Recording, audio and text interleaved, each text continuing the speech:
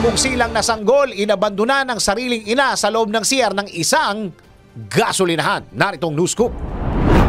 Natuntun na ng mga otoridad ang mismong ina na nag-abandona sa sarili nitong anak sa isang gasolinahan sa Quezon City.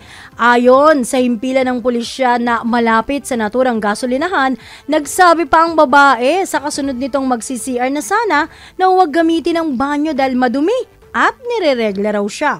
Narinig ito ng QCPD Police at pinalinisan sa crew. Pero nang pumasok na sila, hindi lamang bakas ng dugo ang tumambad sa kanila, kundi isang bagong silang na sanggol na lalaki sa ilalim ng lababo katabi ang tabo. Kaagad naghanap ng malaking tela na ibabalot sa batang isa sa mga pulis habang sinubukang habulin nito ang ina nito na sakay ng kotse sa kasamang palad.